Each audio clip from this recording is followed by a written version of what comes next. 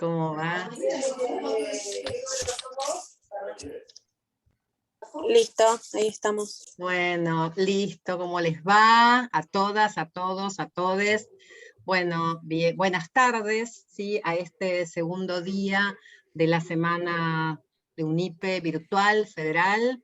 Acá veo gente que voy reconociendo de algunos lugares del país. Bueno, es un gusto siempre poder abrir estas jornadas, estas charlas, estos espacios de pensamiento colectivo en una semana que arrancó, ¿no? Que arrancaron las clases, así que bueno, les agradecemos que estén acá acompañándonos. Mi nombre es Patricia Madoni, soy profesora de la UNIPE y estoy coordinando desde este año la licenciatura del nivel primario con orientación en medios y herramientas digitales. Y bueno, y también trabajo en la Universidad de Buenos Aires. Muchas y muchos de los que están acá que veo hemos compartido otros espacios. Así que bueno, agradecida de esta posibilidad. Antes de contarles qué es lo que vamos a hacer en esta mesa y quiénes nos van a acompañar, yo quiero hacer un recordatorio y un homenaje muy especial a un compañero que bueno, con el que armamos toda esta semana de jornadas de UNIPE digital y de UNIPE virtual, perdón, y del cual muchas o muchos de ustedes seguramente lo conocen porque han sido estudiantes o han sido colegas de Silvio Giangreco, que también, además de haber sido quien coordinaba la formación docente inicial de primaria, era profesor de la carrera de la cual coordino, así que bueno, quiero, donde Silvio esté en este momento, para mí está presente hoy y toda esta semana, así que bueno, nos va a acompañar porque tenía muchas ganas de que esto salga bien, así que vamos, para mí es un honor poder estar haciendo esto y teniéndolo a él presente.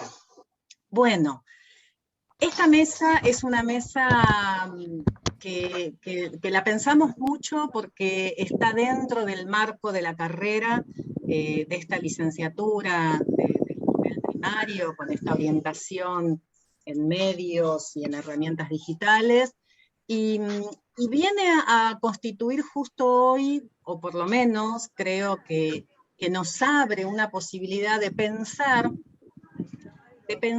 en una mesa que hable de las niñeces, de las adolescencias. Ya soy atendida. A ver, voy a decir, para un poquito, ¿les puedo pedir que se muteen, que cierren los micrófonos? ¿Sí? Si no, alguna de nosotras, las que tiene, ahí está. Gracias, gracias. Sobre todo porque esto, algo que también me pidieron que diga, esto se está filmando, esto va a quedar después de unos, vamos a tener paciencia, de un mes, esta grabación queda, así que, bueno, por eso les pido sobre todo que cierren los micrófonos, así se puede escuchar bien. Bueno, les decía entonces que esta mesa intenta que podamos hablar, o que se pueda hablar, sobre las niñeces, sobre las adolescencias, y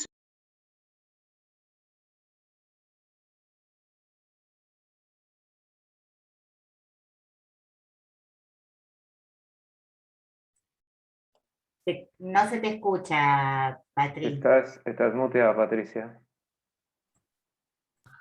Bueno, vieron que yo pedí que muteen, me mutearon a mí. Me han muteado. Bueno, ahí estamos. ¿Ahí se escucha? ¿Sí? Bien. Bueno, entonces les decía que esta mesa se propone poder conversar y hablar con todos ustedes sobre esta vinculación de las niñeces y las adolescencias con las pantallas, con los medios digitales, con los medios de comunicación. Un tema que creemos que la pandemia puso más sobre el centro de los territorios educativos y escolares, no porque antes no estaba, sino que creo que esta situación y estas circunstancias hicieron que en muchos espacios empecemos o se empiecen a girar algunas preguntas en torno a, por ejemplo, ¿qué miran los chicos y las chicas? ¿Qué consumen? ¿Qué producen? ¿Cuánto de esto que consumen, que miran, que escuchan, nosotros los adultos, los docentes, sabemos, conocemos? Una pregunta que está como muy latente es, ¿cuál es el alcance y cuáles son los límites, ¿no?, de estas herramientas, de estas tecnologías, de estas formas culturales para el aprendizaje, para la enseñanza? ¿Se aprende con los videojuegos? ¿Se puede enseñar con Internet? ¿Se aprende en Internet? ¿Qué, cómo, cuándo? ¿Cuáles son esos puntos de alcance? Nos preguntamos también todo el tiempo cómo construir una alfabetización crítica en estos temas que permita sobre todo, y acá es un punto, ¿no?, que los chicos, las chicas comprendan cómo se produce la información, ¿no? Cómo se produce, cómo circula, quién la consume. O sea, estamos frente a las preguntas acerca de cómo utilizamos estas formas de una manera crítica. Y una pregunta que seguramente estos invitados de hoy nos van a poder ayudar a comprender es, que me parece que es interesante, es ver si tener acceso, si dominar, ¿no?, las tecnologías o dominar estas formas culturales, hoy suponen, ¿sí?, tener garantizados o supone tener una participación plena de derechos. ¿Sí? ¿Es así? O sea, la pensamos así. Entonces me parece que para estas preguntas y otras, muchas otras que pueden surgir, es que invitamos a 3 especialistas, 3 colegas, 3 docentes, ¿sí?, que nos van a ayudar como a hilar, a pensar algunas ideas y seguramente a seguir después reflexionando. Yo voy a presentarles a los 3, ¿sí? Los voy a presentar en el orden en que van a participar, en que van a conversar con nosotros, y voy a presentar quiénes son, y también voy a presentar de qué van a hablar, o van a intentar, ¿no? Es un título que hemos puesto. Así que, bueno, Vivi Minci, que seguramente tal vez la conocen, Vivi Minci es licenciada en comunicación, es magíster en educación, es titular en la UBA, en la Facultad de Ciencias Sociales, en la carrera de comunicación. Cualquier cosa ellas o ellos me van a corregir. Es capacitadora en temas referidos sobre todo a cultura, comunicación y a medios. Coordinó en el Ministerio de Educación de la Nación unidades de tecnologías en todos los niveles, o sea que nos puede hablar de cada una de las especificidades de los niveles. También es investigadora en una investigación sobre consumos infantiles. Seguramente me faltan algunas cosas, escribió, hay muchos escritos, hay muchos textos, además de una gran colega, es una amiga. O sea, tengo el gusto de presentar a 3 personas con las cuales he trabajado, trabajo, y bueno, y doy crédito de todos sus saberes. Vivi nos va a hablar sobre escuela, contextos tecnoculturales, ¿sí?, saberes, consumos, sujetos y derechos infantiles en su trama. Presento a los 3 y después ahí arrancamos. Bueno, Débora Nakache es doctora en psicología, con una tesis denominada Niños, Niñas, Cineastas, Psicología de la Creación. Es profesora regular a cargo de la materia de Psicología Educacional en la Facultad de Psicología. Es coordinadora, esto es muy importante, de un programa que tiene muchos años en la ciudad de Buenos Aires, que es Medios en la Escuela, del Ministerio de Educación de la ciudad de Buenos Aires, y organiza uno de los festivales muy interesantes de Hacelo Corto, que es un festival producido justamente por niños, niñas, adolescentes, ¿no?, y jóvenes. Así que Débora nos va a conversar acerca de cuando el cine es escuela, miradas infantiles y pedagogía del lío. esto me encanta, es reprovocador, ahí vamos a ver qué nos trae Débora Nakache con eso. Y por último, Jaime, bueno, Jaime además, Piracón, que es de la UNIPE, psicólogo de la Universidad Nacional de Colombia, es magíster en Ciencias Sociales por Flaxo, Argentina, docente, investigador de la UNIPE, y tiene también muchísimos escritos, y desde hace varios años trabaja las relaciones entre videojuegos y la educación. Así que seguramente lo deben haber leído en varios artículos, y él nos va a hablar justamente de los videojuegos como una práctica poco estudiada, poco analizada. Después seguramente cada uno de ellos van a ampliar en esto que se han propuesto conversar con todas y con todos nosotros. Van a tener como más o menos 20 minutos para después poder intercambiar entre ellos mismos y también con todos quienes estemos escuchando. Así que, bueno, voy a darles una cuestión organizativa. Si quieren pueden ir preguntando por el chat, ¿sí? Así después, en todo caso, junto con Vanessa Casal, que va a también a acompañar, que es profesora también de la UNIPE, de la carrera, bueno, podemos ir como levantando algunas preguntas, ¿sí? Así que bueno, Vivi, todo tuyo el micrófono, vamos a apagar el mío. Bueno, hola a todos. Nada, los agradecimientos, bueno, a UNIPE, la verdad, por incluir estos temas, a Patri por invitarnos a la mesa, a los colegas que ya nos saludamos en el off, y a todos, bueno, los que van a participar de esta conversación. Bueno, gracias por estar acá en estos momentos tan complicados para todos. Voy a compartir una presentación solo a los fines, la verdad que detesto las presentaciones, pero voy a compartir una solo a los fines de ser prácticos y tratar de aprovechar el tiempo. Vivi, ¿querés que te la comparta yo? Yo la tengo, me la pasó Patricia. ¿Te queda más cómodo? Bueno, como dale, prefieras? sí, compartí la voz. Es dale. un poco molesto ir diciéndoles vamos, vamos, pero pasala, pero dale, mejor así por las dudas. Dale, buenísimo. Bueno, como les decía Patri, el tema, bueno, de hoy es tratar de hacer un poco el foco en las infancias, las adolescencias y la relación entre cultura y educación. Como decía Patri también, un poco a lo largo de esta conversación les voy a ir contando un poco de dónde fueron surgiendo las ideas que voy a plantear acá.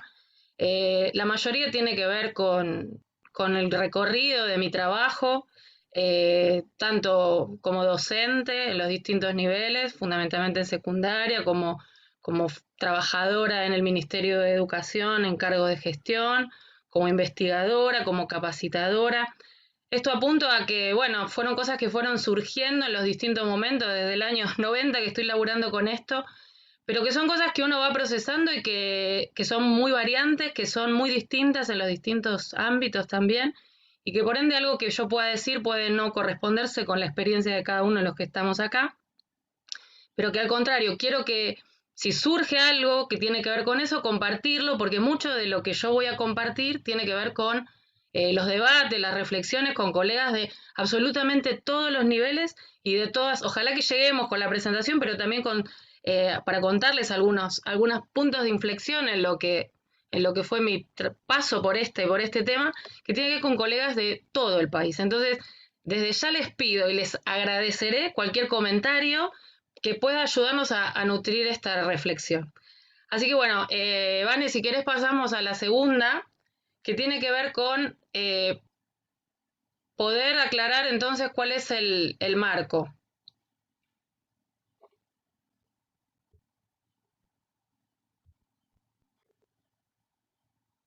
¿La pudiste pasar? Porque yo no la estoy viendo. Espera que estás muteada. Yo la estoy viendo. ¿Las están viendo ustedes? Perspectiva, comunicación, ¿sí? Espérate, a ver. No, se está viendo. No. Se está viendo la portada por ahora, ¿eh? Sí, a veces tiene como una demora. Como un delay, sí. A ver ahora, ¿la ven? No, Vane. Por ahí Yo conviene volver a compartirla. Sí, bueno. sí, no, Perdón, ¿Querés si no compartir vos? Sí, intento yo, dale, vamos, perdón al auditorio. sí. Dejo de compartir. Dale, voy yo. Son las cosas que pasan. Sí, Pero estamos buscando la mejor opción. Bueno, a ver, cuéntenme si ahora ven. Está como con delay el asunto, ¿eh? Sí, se ve, se ve. se ve la primera. Se ve en la primera, estoy tratando de pasar a la segunda. Está complicado. Sí, pero va a demorar pero un poquitito, pero se va a ver después. Enseguida se ve. Demora un poquito. Bueno, mientras tanto les voy contando, les cuento el final. Claro. Bueno, bueno, a lo que yo quería como dejar claro cuál es el marco desde el que voy a hacer la presentación, que tiene que ver con mi trabajo y que tiene que ver con el marco de mi formación y mi trabajo, que es la comunicación, la cultura, la educación y los derechos de niñas, niñas y adolescentes. Ese es el marco, ¿sí? Mi marco de trabajo. Che, qué macana que esto no avanza. Ustedes no están viendo nada, ¿no? ¿Tampoco? Y a veces nos pasaba cuando dábamos clase, ¿eh? Solo Que la demora un portada. poquito. No, pero tanto no puede demorar. Sí. A ver, vamos a hacer, pero no van a ver nada también. Esperen, vamos a hacer un invento, a ver si podemos hacer lo siguiente. Y ustedes me dicen que ven, si lo llegan a ver bien, si llegan a ver mi pantalla, ¿la ven? No. No, Bueno. Vivi, a ver, yo lo que te sugiero es si podés Sí, seguir y en yo todo sigo caso, entonces. claro, Bueno, en todo caso vemos bueno. si Es si una después se pena las porque no pueden. vamos a poder compartir el video ni nada, pero bueno, nada, es una pena. Bueno, A lo mejor el video se puede, el video tal vez. Ah, o sabés qué, compartilo. Una posibilidad es compartir como si fuera sin pantalla, digamos, sin pantalla completa. A ver. Pero es ¿sabés lo que pasa, como- Vane? Que después de ahí va a ser muy difícil por ahí el retornar. Yo lo que diría es que en todo caso, ahí pasó, miren, esperen, ahí va, ahí va, ahí va. Demora, va. pero después pasa. Después Dale, pasa. dale. Sí. Listo, se Bien, trabó, perfecto. Bueno, divino, divino. Ahí vamos de está. vuelta. Sí. Hola a todos. Bueno, no, entonces, lo que quería como dejar claro cuál es el marco de trabajo, que yo vengo del palo de la comunicación, las reflexiones tienen que ver con el orden de la cultura y su vínculo con la educación y una profunda preocupación por la pregunta de quiénes, cómo, cuándo, de qué manera y dónde somos garantes los adultos y las instituciones de los derechos de los niños, niñas y adolescentes, ¿sí? Viendo esta presentación, a los que están participando, les voy a pedir que le peguen un vistazo a esta nube de palabras que armé con los consumos que fuimos registrando en estos últimos años, desde el trabajo, el año pasado y sobre todo, el trabajo con la cátedra en la Universidad de Buenos Aires, en la carrera de comunicaciones. Es un trabajo que hacemos con el equipo de docentes y con los alumnos que van cursando. Y ahí aparecen los consumos actuales, lo que fueron saliendo tanto en nuestras intervenciones como el año pasado y en lo que es un marco de trabajo de investigación. Y quería pedirles también a los participantes si tienen ganas o si conocen, que compartan a través del chat si algo de lo que hay ahí lo conocen, si tienen algún conocimiento de algún consumo cultural, sea de niñas, niños o adolescentes, y lo quieran compartir como algo que les haya llamado la atención, dado que estamos en esta mesa. Alguien si tiene ganas de compartir algo que conozca del universo cultural de los chicos.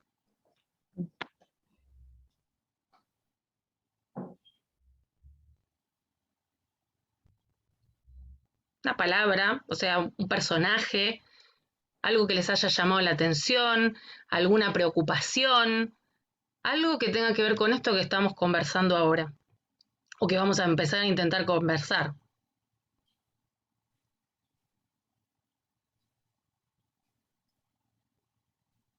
Bien, casi ángeles, bien. Algo más que conozcan Minecraft, bien. Pueden no estar en esta lista, ¿eh? Hay cosas que Peppa Pig, bien. TikTok, bien. Netflix, bien. Algo que les llame la atención, algo de los pibes, las pibas que les llame la atención a ustedes de esto. Algo que les preocupe, algo que les agrade. Casu, bien.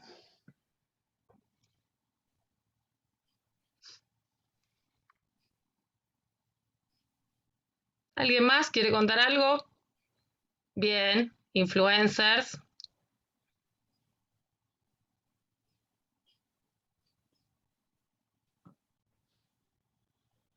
Bien, vocabulario, medios y redes, Spotify, bien. Mucha diversidad.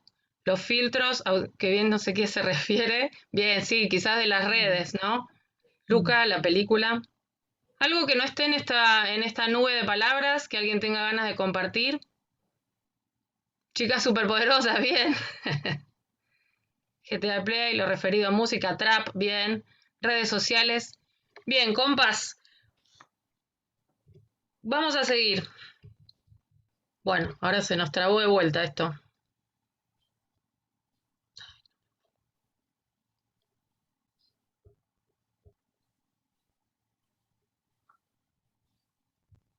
Ahora se trabó de vuelta. Buah. Ahí está. La verdad que el terreno de los consumos culturales, infantiles y juveniles es un campo extremadamente, como decían ya los colegas, amplio, diverso, dinámico, variante, con muchas diferencias quizás locales, grupales, comunitarias e individuales. Una de las cuestiones que nosotros estamos viendo en el trabajo en la universidad es cómo cada vez se fue diversificando más, incluso en los grupos en las aulas, cada vez se fue haciendo cada vez más quizás etizado, ¿no? Cada vez más difícil encontrar lo común en términos de consumos culturales. Si eso se fue diversificando, mucho más diverso va a ser entonces el tipo de respuesta que cada uno va encontrando, cada vez el tipo de problema con el que uno se va encontrando. Entonces estamos en un campo muy amplio, sumamente rico y para mí sumamente interesante y diría todavía subanalizado a los términos y a los objetivos que nosotros tenemos. Para esta exposición, que son 20 minutos muy cortitos, yo voy a intentar resumir en tres grandes preguntas que probablemente lo que hagan estas grandes preguntas es resumir mucho de lo que nosotros ya en nuestras propias experiencias fuimos viendo, observando, pero el objetivo, mi idea es, con estas preguntas, es decir, bueno, acá hay cosas que son una realidad, más allá que nosotros podamos ir tomándolas como casos aislados, son una realidad, hacen a nuestro contexto y es importante que ya lo tomemos como una verdad sobre la cual trabajar por lo menos en este recorte. Entonces estas tres primeras preguntas es, ¿qué es la tecnocultura?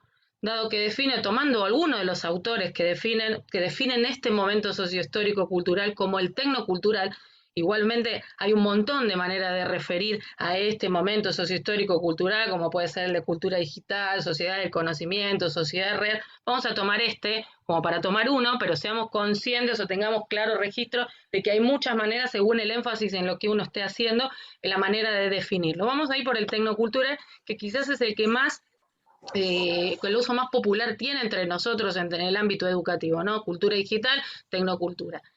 La segunda gran pregunta que voy a intentar ordenar, porque en definitiva es como esto, no pretendo quizás decir nada nuevo, sino tratar de ordenarnos un poco, es cuáles son algunos de los rasgos de los sujetos socializados en estos contextos sociohistórico-culturales, ¿sí?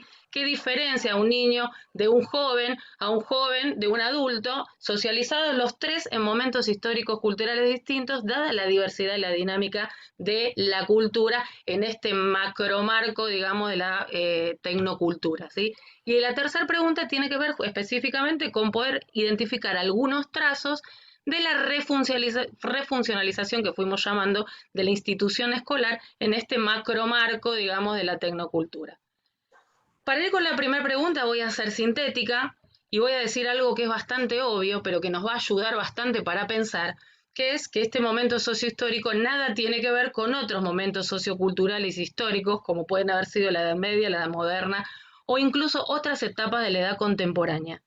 Esto es obvio, pero nos sirve para entonces focalizarnos en el concepto y en la definición de cultura, que es importante para nosotros poder pensar cómo es un sujeto, cuáles son las estrategias, cuál es la función de la escuela, cuáles son sus objetivos, cuáles son las didácticas y cuáles son las propuestas pedagógicas. Necesitamos entender cómo funciona la cultura, las distintas subculturas y entender o por lo menos ponernos mínimamente de acuerdo en definir qué es cultura.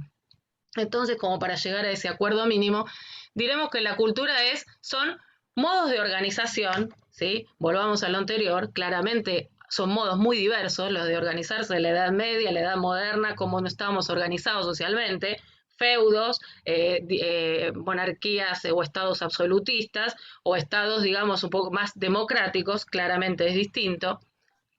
Ideas, valores o disvalores, claramente son distintos, ¿sí? Los valores de uno u otro momento histórico, incluso en nuestros micro edades dentro de la edad contemporánea, y obviamente disvalores, ¿sí? Cosas que consideramos, disvalor es una palabra medio controvertida también, pero pongámoslo como algo, digamos, en la contrapartida del valor, ¿sí?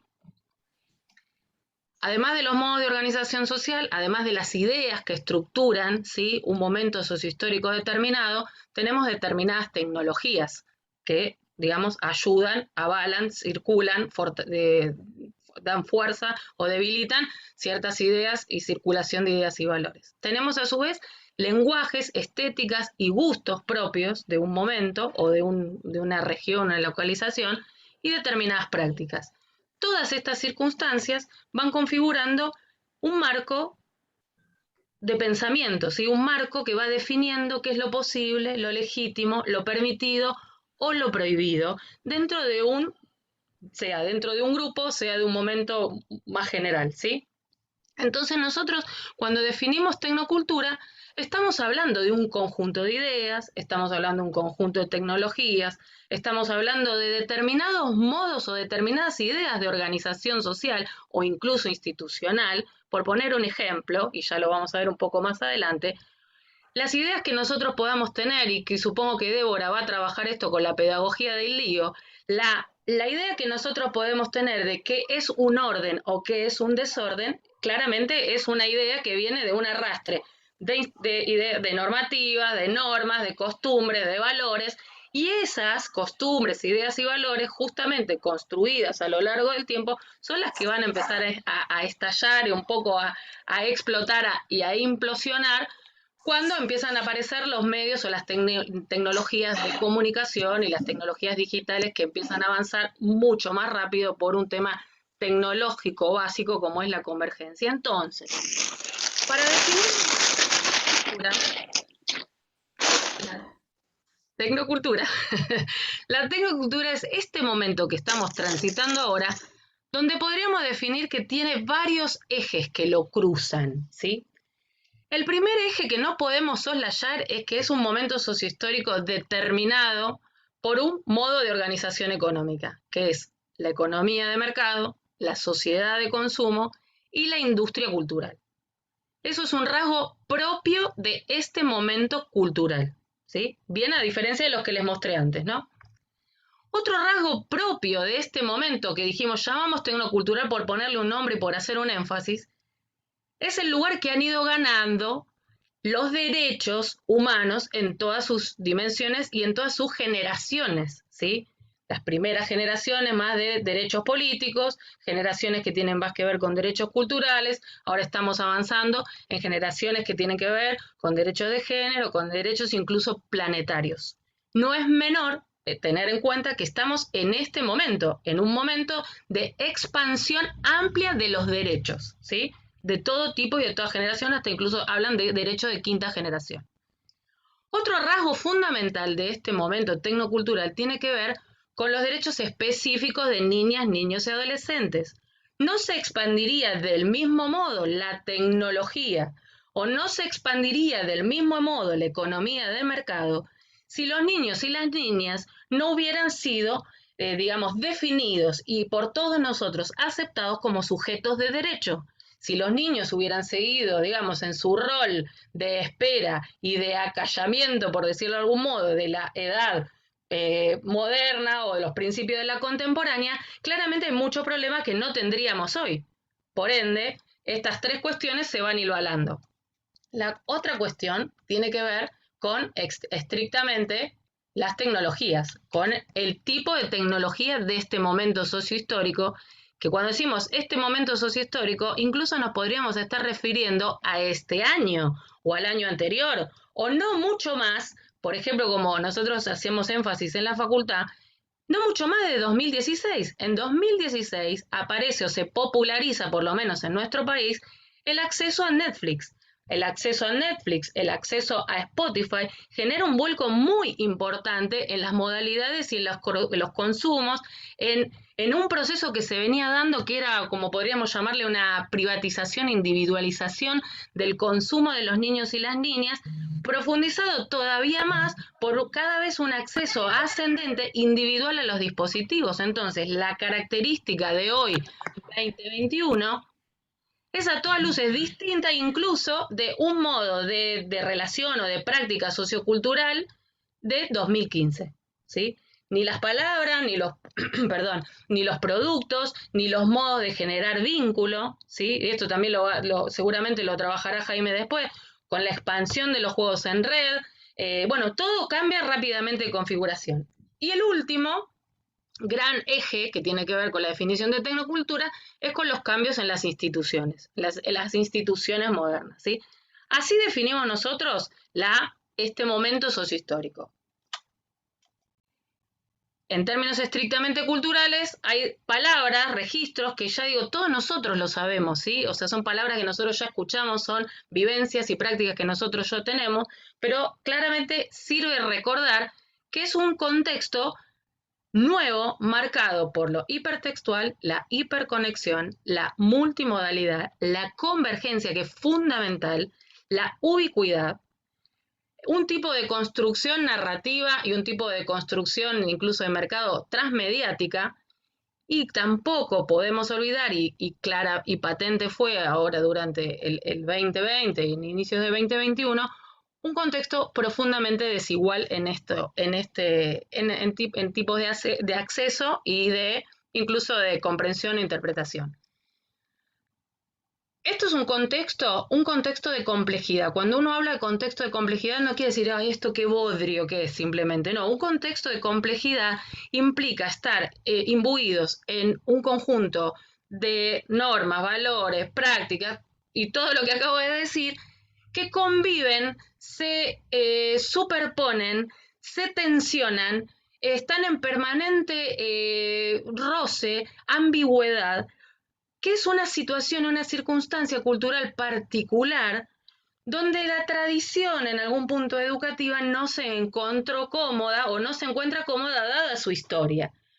Es difícil aceptar la ambigüedad, es difícil aceptar la tensión, es difícil aceptar la contradicción, ¿sí? Como parte de una estructura de vida. No nosotros como adultos, mínimo de los 40, de los que tenemos 40 en adelante, yo tengo más de 40, los que tenemos 40 en adelante, es difícil que aceptemos vivir en estas condiciones que hacen a lo que, bueno, claramente ya sabemos que muchos autores, específicamente Bauman o Lipovetsky, han llamado las épocas de la incertidumbre, de la fluidez, de la liquidez, ahora no me sale la otra, de la liviandad, ¿sí? Momentos que son distintos. Estamos entonces en este momento transitando un cambio de paradigma donde lo más difícil de transitar, a mi modo de ver y por compartir con experiencias de colegas, lo más difícil de transitar en la escuela es la diversidad. Es decir, ¿qué hacemos con la diversidad? ¿Cómo trabajamos con la diversidad en este punto de vista? Pensando, vuelvo, a accesos cada vez más individuales, a una oferta cada vez más amplia y ojalá lleguemos a tiempo, a una oferta cada vez más en manos de los propios pibes y pibas, remarco, que tienen acceso a esas tecnologías. Partimos de la base que es distinto, que las realidades son distintas en el centro, en la periurbanidad, en la ruralidad de Argentina, en la ruralidad de Bolivia, sí, pero eso hace a la importancia de la pregunta de qué tenemos que hacer como agentes, digamos, escolares, como instituciones, como estados o privados, con esta temática en el campo de la educación. Bien, esto lo voy a pasar porque no tenemos tanto tiempo. Bien. Eso te estaba por decir que yo tengo la ventaja de ver el Power para que vaya focalizando dale. sobre algunas. Dale. Sí. ¿Qué es lo importante de esta primera parte para mí? O sea, a mi modo, ¿qué me gustaría a mí enfatizar? es la perspectiva de trabajo con la que nosotros venimos trabajando en la escuela, que es una perspectiva, o por lo menos desde la política educativa y en la escuela, que es una perspectiva muy centrada todavía en solo uno de los aspectos, que es el aspecto tecnológico. Es decir, si nosotros nos proponemos trabajar con la tecnocultura en la escuela, formar parte de ese universo tecnocultural, necesitamos, más allá de los discursos, salirnos del esquema donde lo primero y lo prioritario tiene que ver con la herramienta, con el instrumento, para pasar a otras cuestiones, que voy a acelerar, que tienen que ver, a mi modo de ver, todavía con una dificultad de encontrarnos con el sujeto diverso que los niños, las niñas y los adolescentes son. Es decir, hoy estamos en nuestras aulas en contacto con pibes, no digo totalmente distinto porque estamos en un marco, digamos, más o menos general, pero donde hay una dispersión que no está pudiendo salir a la superficie. ¿Por qué nos importa esto? Voy a acelerar, ¿eh? ¿Por qué nos importa esto? Porque nosotros estamos, por lo menos discursivamente y desde las intenciones y claramente desde las preocupaciones, focalizando la necesidad de concebir, fortalecer y garantizar la idea de niños, niñas y adolescentes como sujetos de derecho. Ahora, la pregunta es, ¿qué es un sujeto? ¿Y qué es un sujeto de derecho? Porque si nosotros nos ponemos de acuerdo con eso, nos vamos a dar cuenta que si queremos trabajar cuestiones tecnoculturales, la cuestión de la herramienta es ni siquiera diría secundaria, les diría terciaria, cuaternaria, ¿sí? Porque lo primero que es importante es darle entidad a ese sujeto socializado en un contexto tecnocultural diverso. Entonces, lo que me gustaría compartir con ustedes es, pongámonos de acuerdo. ¿Estamos de acuerdo en qué es un sujeto? ¿Por qué decimos que dejamos de pensar a los niños como objeto de protección o cuidado para pasar a la idea de sujeto de derecho? ¿Estamos realmente trabajando con ese concepto? Más allá de nuestras intenciones. Entonces, para simplificar, digo, el sujeto, para considerar a un individuo biológico sujeto, lo que tiene que ocurrir es que ese individuo biológico que nació de un vientre, ¿sí?, empieza un proceso de socialización, digamos, en este contexto tecnocultural, y se convierte en un sujeto cultural, básicamente pensando en tres cuestiones que lo constituyen. Una son las representaciones, es decir, ¿qué entiende de ese mundo? Entonces la pregunta es, ¿qué entienden los chicos de nuestro mundo? La segunda pregunta tiene que ver con los deseos. A partir de esas representaciones y construcciones, ¿qué desea? Entonces la pregunta es, ¿cuál es el lugar que nosotros le estamos dando a los deseos de los chicos? Y en algún punto, y en muchos puntos en realidad, muchos de los deseos, y acá me estoy diciendo algo que metí de Débora y Jaime, que son psicólogos, pero digo, muchos de los deseos, claramente, y es un poco la pregunta de Patri, están construidos, estemos de acuerdo o no, desde los contenidos y los consumos y las apropiaciones que los pares de esos consumos hagan de ellos. O sea, no podemos escaparle a esto. Y el tercer eje que define un sujeto son sus prácticas, es decir, ¿qué hace? Entonces la pregunta es, ¿qué hacemos nosotros desde la escuela con las representaciones, deseos y prácticas que no están en la escuela?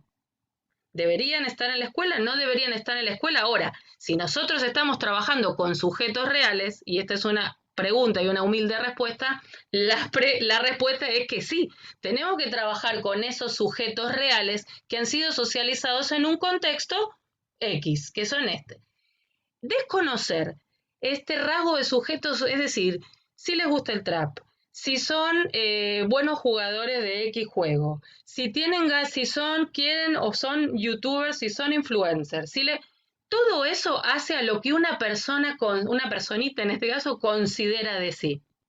Si nosotros, como educadores, no podemos trabajar en este reconocimiento, va a fallar todo va a fallar en términos de la socialización, el vínculo, la autoridad que querramos construir, esta permanente preocupación de la escuela por la atención, la comprensión y la motivación.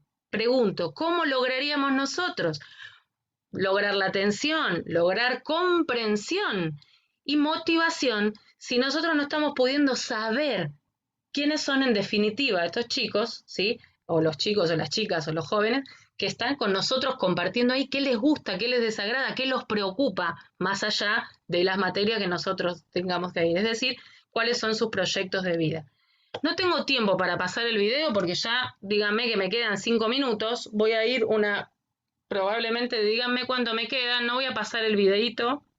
Tenía ganas de compartir algunas cuestiones que a mí me llamaron mucho la atención en este recorrido en Vivi, términos... podemos Sí, pensar, podemos hacer algo, podemos que termines ahora, ver Débora y Jaime, y en todo caso podemos pasarlo hacia el final si nos queda ese dale. tiempo. ¿Sí? Hago una cosa nomás, pego acá una repasadita en los rasgos de la cultura infantil y juvenil y pasamos cuestiones de la escuela, después si tenemos tiempo lo hacemos, pero hago una pincelada de esto y cierro 3 minutos. Miren, nosotros hemos trabajado desde la carrera de comunicación, desde el TAO, ya les digo, con el equipo de docentes y con el equipo de alumnos, porque trabajamos con los alumnos, ¿sí? Trabajamos con los alumnos haciendo entrevistas hace muchos años. Les voy a decir lo último que estuvimos viendo de los trabajos en profundidad que hacemos con los alumnos. Vemos que estos grupos etarios, ¿sí? Llamémosle niñez y adolescentes, tienen una fuerte identificación como grupo generacional con derechos específicos. Es decir, reconocen su carácter de sujeto de derecho y lo hacen valer. Las tecnologías las conciben como nosotros también concebimos, ¿sí? La televisión, el libro o una película, ¿no? Pero ellos tienen muy claro que la tecnología es un espacio de expansión de su experiencia física y simbólica, ¿sí? Sacarles esa experiencia o omitir o no reconocer esa experiencia es dejar de lado parte de su vida. Las redes las reconocen como espacios de amistad, básicamente, y de encuentro entre pares. Y hay un miedo compartido que es el miedo a la soledad y que claramente en este momento yo realmente no soy de centrarme en la patología porque yo trabajo en ámbitos de lo que tiene que ver con la cultura y no con la patología, pero claramente la pandemia ha generado algunas patologías vinculadas con, esto después dirán los colegas si lo han visto o no, con, digamos, una vida, digamos, muy introvertida, ¿no? Ha generado un problema en ese sentido. Identificación de distintos usos materiales simbólicos de soportes y productos, es decir, reconocen perfectamente el mapa, saben quién produce, quién recibe, quién está legitimado para hablar y quién no, y se autodefinen en ese mapa, ¿sí? Quién es quién y cuál es la actividad que genera. Otra cosa muy importante, que esto ya también lo venimos viendo hace mucho tiempo, que es la centralidad de la acción, o sea, la acción como modo de integración al mundo, o sea, está más que la reflexión o la pregunta, la acción es lo que genera la interacción con el mundo. Otra cuestión muy importante tiene que ver con la autonomía de acción que les dan los medios y sobre todo las redes. Esta idea de autonomía es central. Si los pibes y las pibas se sienten expandiendo su experiencia a través de las redes, en las redes generan un intercambio a través de la acción y esa acción genera una autonomía que después hay que negociar o rescindir en otros espacios, hay algo en el carácter de sujeto que no va a estar funcionando, no vamos a estar pudiendo interpelar a esos sujetos que han ganado derecho, que han ganado autonomía en otras de sus prácticas. Termino con esta, Valoración de la variedad, valoración de la creatividad, valoración del desafío. O sea, para ellos la tecnología, los consumos, sobre todo las redes y los juegos son desafíos. Están interpelados desde la acción, desde el pensamiento, desde la creatividad. ¿Qué pasa cuando se le pide o se le interpela desde otro lugar? Otro tema muy importante, y supongo que Jaime eso también lo va a abordar, es esta noción de universos. Ellos ingresan a universos amplios que nosotros los adultos en algún punto desconocemos en su complejidad y es muy difícil seguir. No puedes ver Avengers 4 porque no vas a entender nada. Y es verdad, no puedo ver Avengers 4 porque no voy a entender nada. Porque si yo no tengo un conocimiento profundo de ese universo, hay algo que me estoy perdiendo de esa otra experiencia. Bueno, vaya con otro tema que nos preocupa mucho es el tema de la atención. Generalmente se piensa que hay una atención muy corta, pero es verdad, hay atención corta, hay atención flotante, pero hay también atención expandida y continua, ¿sí? O sea, tenemos que nosotros ver cuál tipo, a qué vamos a interpelar. Los dos últimos puntos me parecen súper importantes. Una práctica habituada siempre a feedback. Siempre los pibes tienen algún feedback. Entonces, y generalmente son positivos, ¿sí?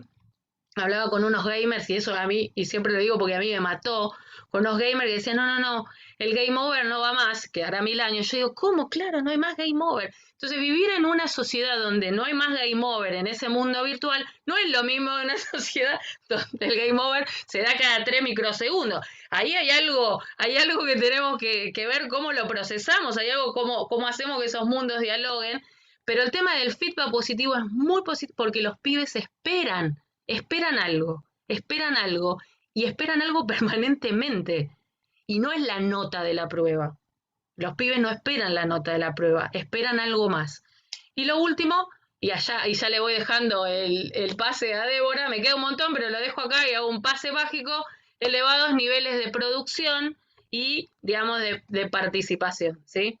Nada, bueno, dejamos acá y después nos quedó todo lo de la escuela, pero bueno, lo veremos más adelante si hay lugar. Bueno, gracias por Gracias, escuchar. Vivi, gracias como siempre, expansiva y dejándonos un montón de cosas, y seguramente si hay una vuelta de preguntas vas a poder ampliar. Gusto volver a escucharte. Débora, lo hacemos rápido, así nos da el tiempo a todo.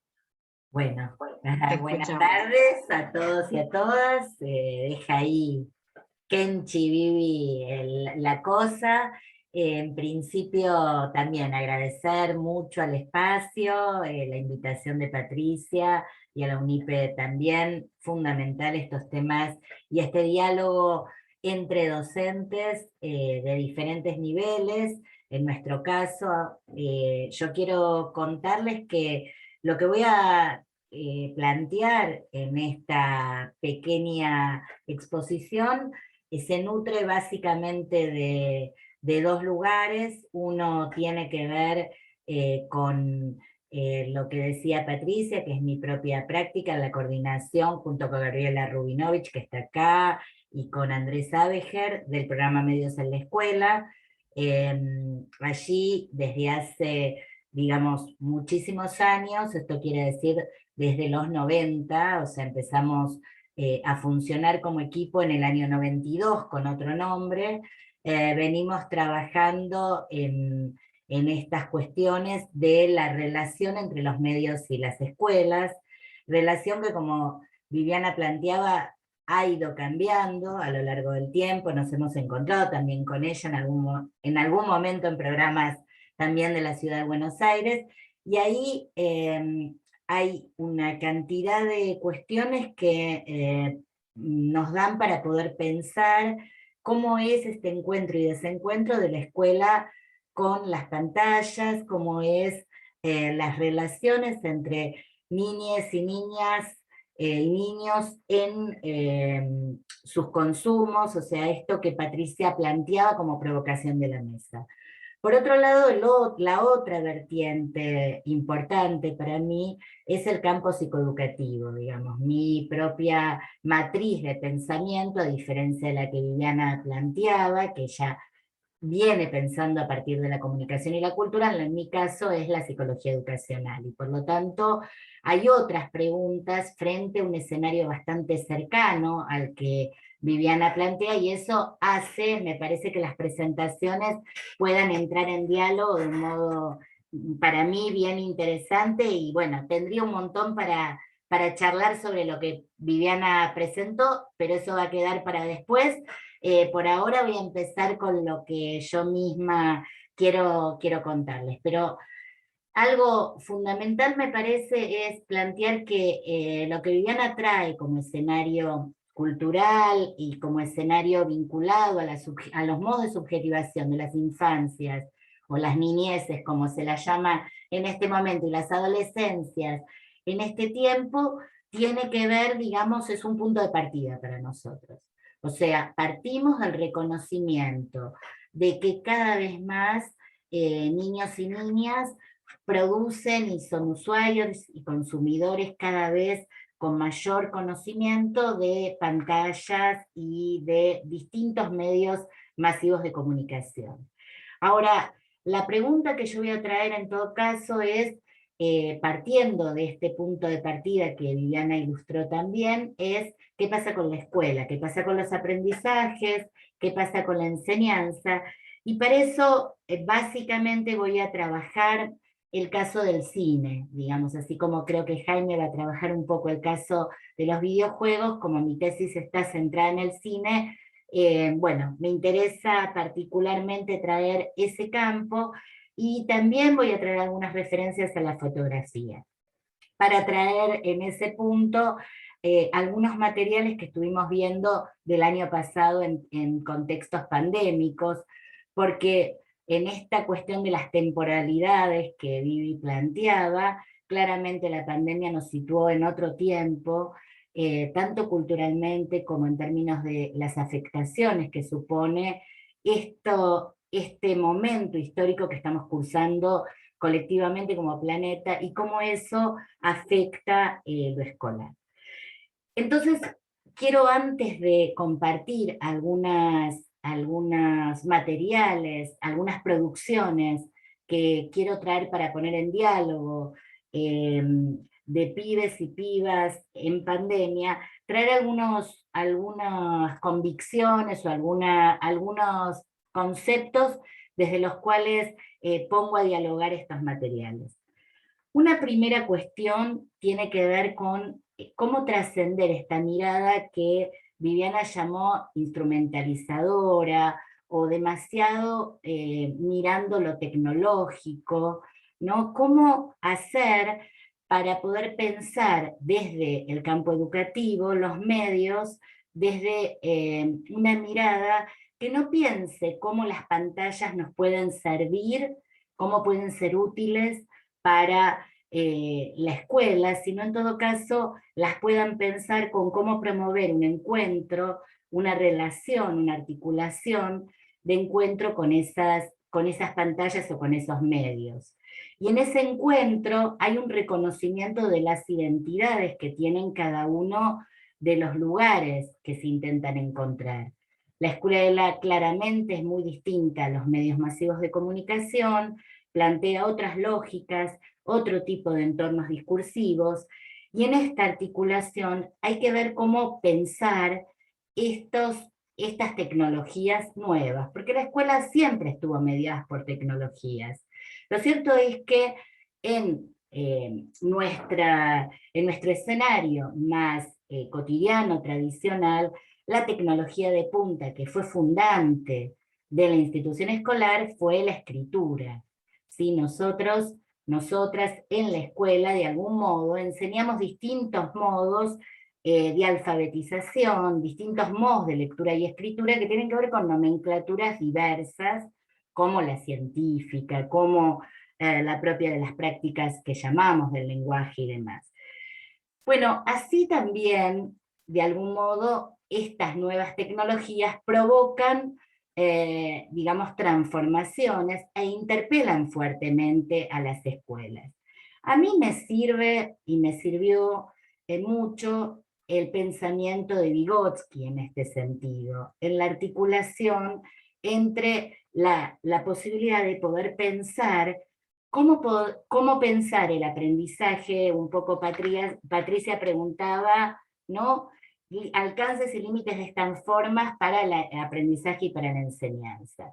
Y desde nuestro lugar, básicamente la perspectiva vygotskiana, que piensa en las distintas tecnologías como instrumentos mediacionales, vinculados en una manera de distribuir, en realidad, en relaciones distribuidas entre el sujeto y los objetos de la cultura, creo que nos genera una potencia muy grande para poder pensar estos temas. Básicamente, para poder pensar el cine en la escuela, un concepto para mí muy importante es el de la imaginación creadora. ¿Y por qué es importante ese concepto que ya Vygotsky trae? Estoy hablando de un autor no de la tecnocultura, un autor que uno podría considerar propio de la modernidad, ¿sí? ¿Por qué él trae esta mirada y nos sirve tanto?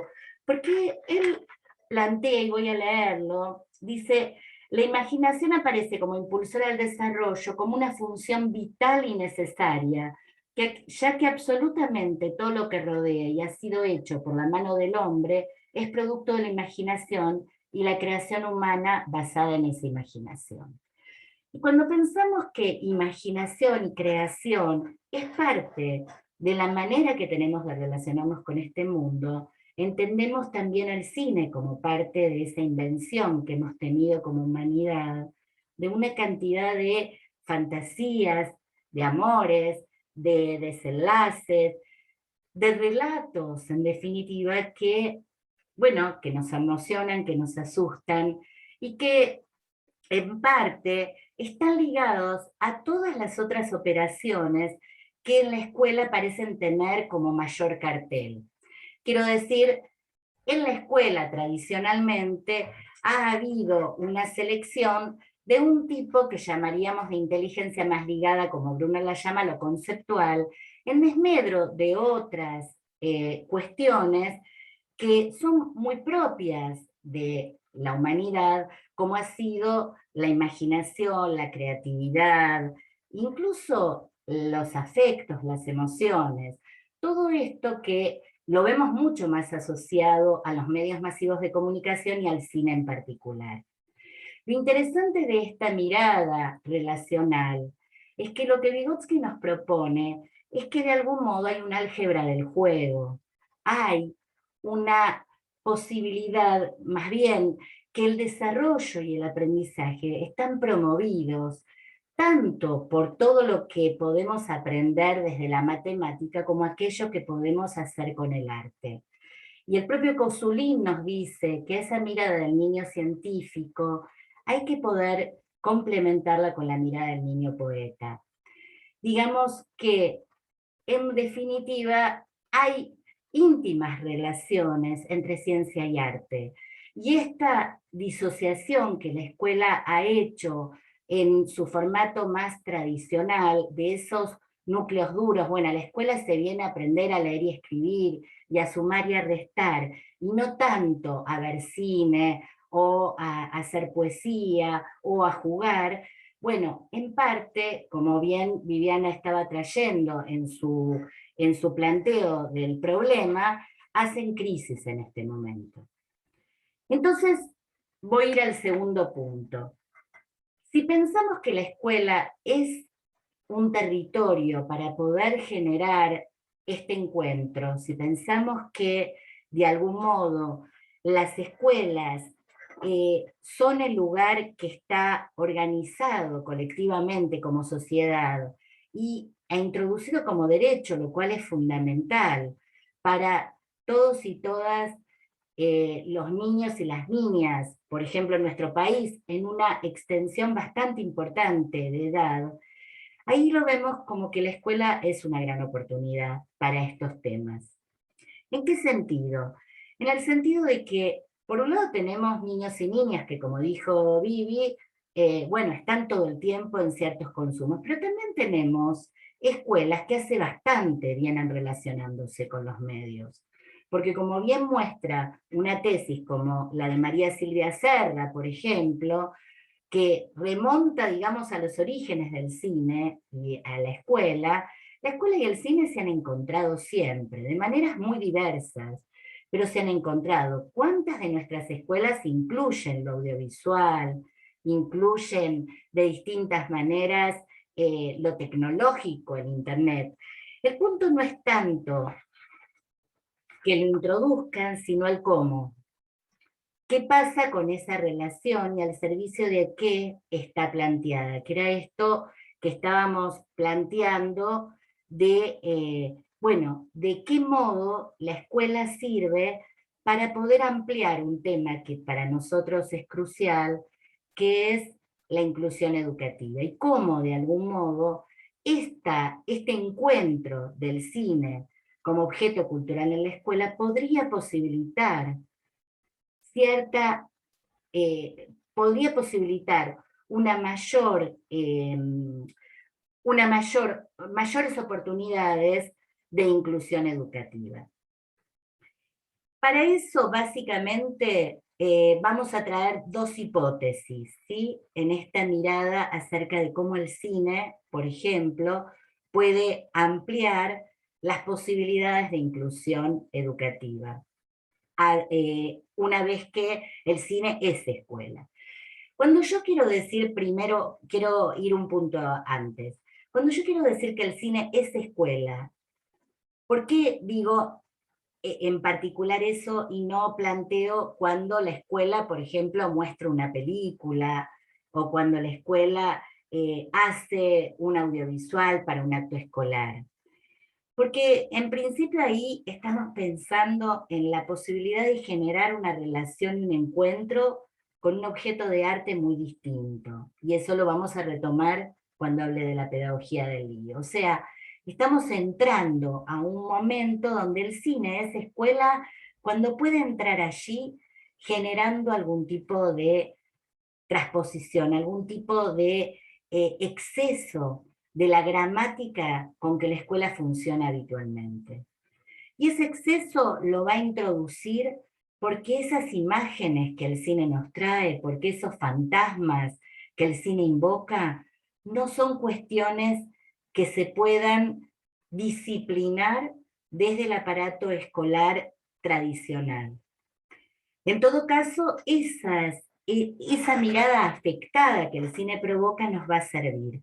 Ahora, ¿en qué sentido puede servir para la inclusión educativa? La primera, porque permite de algún modo traer algo de esto que Vivi traía, que son aquellas cosas que nos place hacer. Cuando yo traigo el cine a la escuela, el cine que los pibes miran, traigo algo o el cine que los pibes producen, traigo algo de lo que, de ese mundo que los pibes habitan fuera de la escuela. Y eso es fundamental.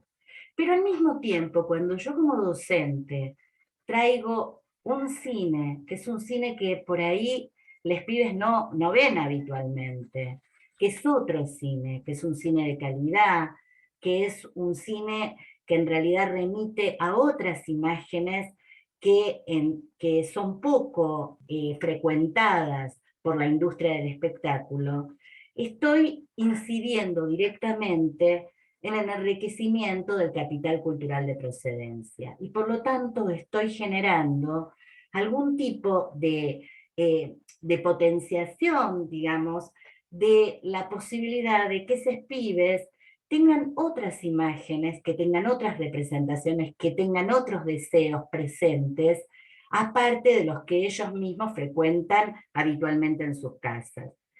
Y estoy generando además nuevas comunidades interpretativas, estoy generando marcos diferentes desde los cuales mirar. No es lo mismo mirar lo que vemos en los dibujos animados en nuestra casa que mirarlos en compañía de docentes y compañeros de escuela, porque introducimos ahí otras preguntas y hacemos de eso otro tipo de acto de consumo y de acto compartido.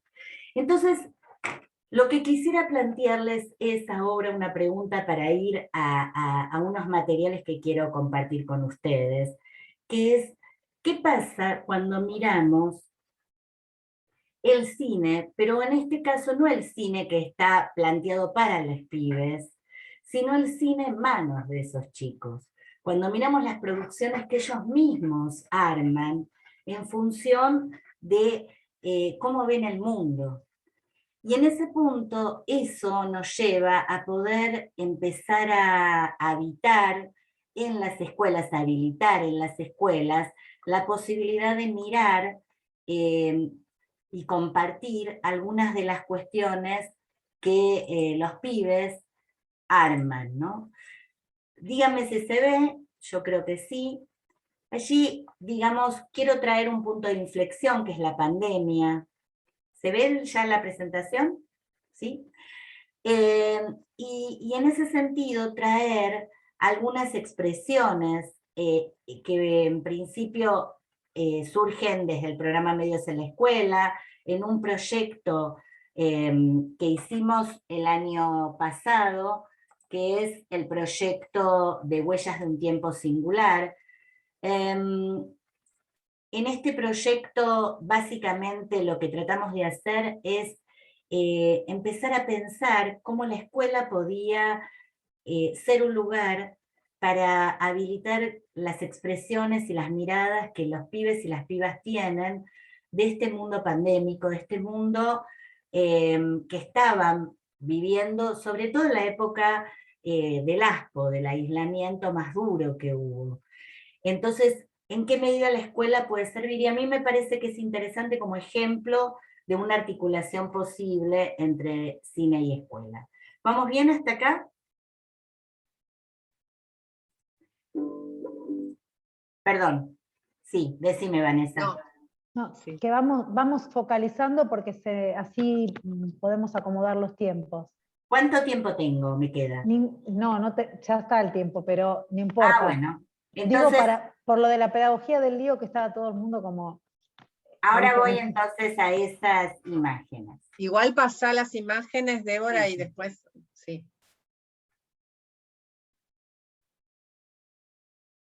Bien.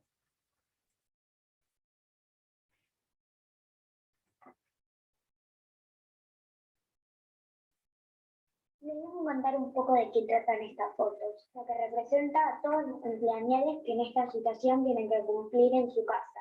Que yo los domingos voy con mis amigas a la plaza a charlar y la paso muy bien. Me gusta la lluvia, ¿por qué no sacarle una foto y agregarla?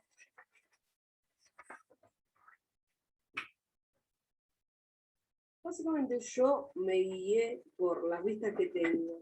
De cualquier ventana en mi casa da a los vecinos o podemos ver Perdón. apenitas un poco del azul cielo. La única forma de comunicarme con el exterior es o ir a la terraza o ir a la terraza. No tengo otra alternativa que me pueda ayudar a ver.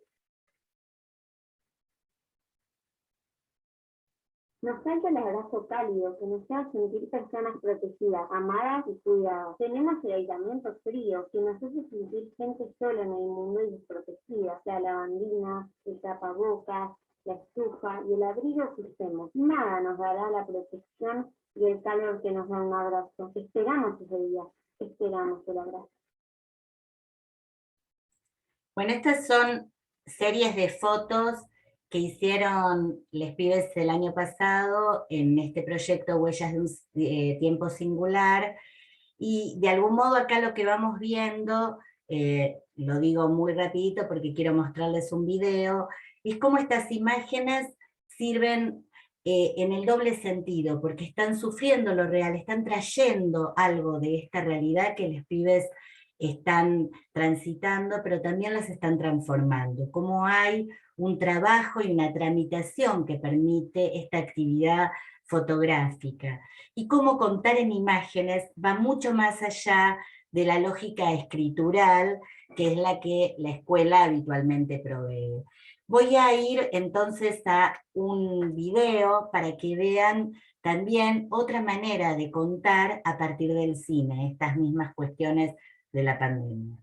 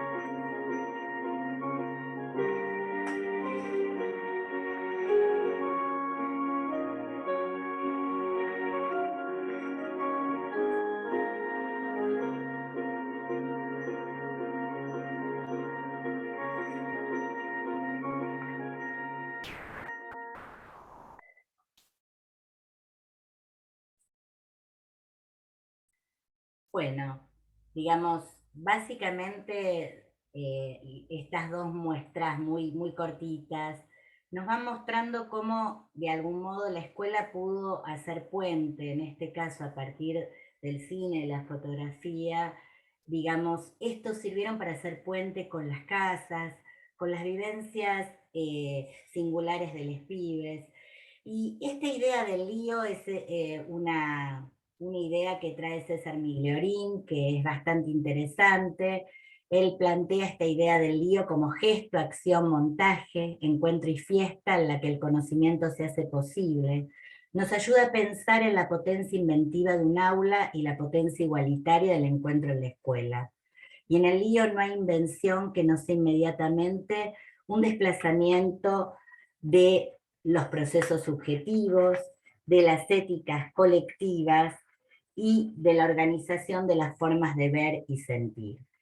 Y un poco lo que queremos traer con esta idea de la escuela que es cine y de esta posibilidad y de esta potencia que la escuela encuentra con el cine y la fotografía, con el arte en la pandemia, es que si bien hay un lío en el sentido de que se trastocan esas posiciones de, por ejemplo, alumno y docente, justamente en subjetividades muy distintas, como es la posibilidad de las niñas cineastas, o como puede ser la posibilidad de los pibes cuando arman fotografías, ese lío, esa tensión con los tiempos, porque para hacer una peli hay que poder salir del aula, o hay que poder, por ejemplo, cambiar ciertas cuestiones de cuándo se hacen, o quién hace qué. Todas esas diferenciaciones que introduce en la producción de medios, por ejemplo, en la escuela, de algún modo genera esta posibilidad de invención de nuevas visibilidades, incluso la de los propios pibes en pandemia.